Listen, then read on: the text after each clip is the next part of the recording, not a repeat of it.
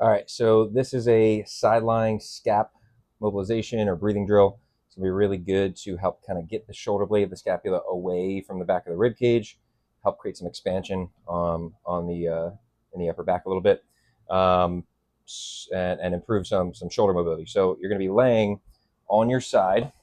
If you're looking to improve your right shoulder mobility, you're gonna be laying on your left side. You're going to have your hips and I'm sorry, your knees and feet together. And if this is about 90 degrees of hip flexion, you want to be just under 90 degrees. Left arm or bottom arm is supporting under your head. As long as you have the mobility and being able to relax down onto the ground. If this is tough and you're kind of here, you're feeling some like shoulder stiffness, then getting a pillow, having this arm kind of outstretched, having a pillow under the head in order to get you to relax. That's the most important thing with this. So however you do that, I don't really care. Then with the top arm, you're going to place the hand in front of you around shoulder level. If this is uncomfortable, you can definitely bring it down. Ideally, and the last thing you're actually going to do is turn the fingers in towards you so that they're actually pointing towards your chest. So if while you're doing this, you are feeling like your upper trap really has to engage, and you have to hike up that shoulder, you're feeling a lot in the neck, stuff like that, then all you got to do is just bring it down a little bit. Now, from here, once you find the right positions, right about there for me, first thing you're going to do is very gently, very lightly try and reach the elbow forward in that direction. So, kind of show it on an angle. So, slightly like that. You don't have to go all the way where the rest of your body starts to follow. That's going to be too much. You want to go just enough where you create a little bit of motion at the elbow. That shoulder blade starts to move around the backside of the rib cage. So once you get that, then imagine like you're trying to roll your rib cage backwards in the opposite direction. So imagine, good way to think of it, imagine there's a laser coming out of your chest.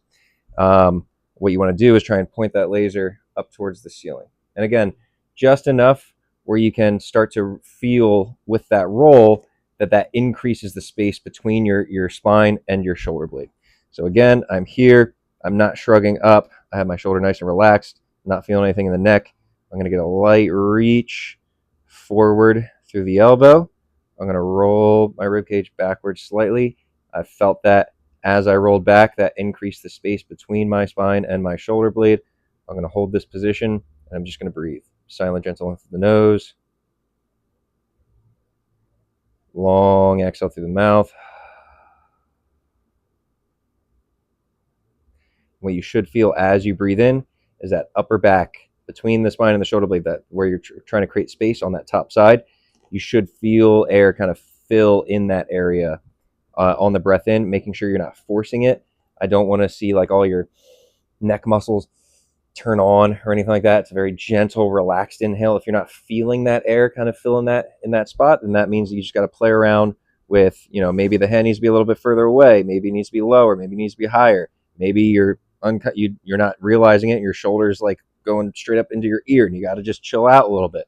But just kind of play around with the position, and every time that you play around with it and you set it up, take a few breaths